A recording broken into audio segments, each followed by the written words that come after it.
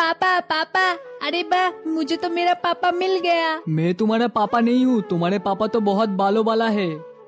पापा पापा मैं आ गया। अरे बाबा, मैं तुम्हारे पापा नहीं हूँ, तुम्हारे पापा तो 2 पैर वाला है।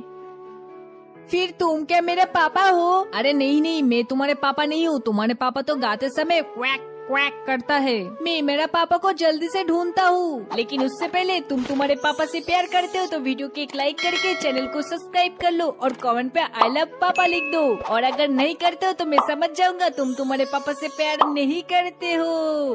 Quack quack. क्या तुम ही हो मेरा पापा? हाँ मेरे बच्चे, मैं ही तेरा पापा हूँ। क्वैक।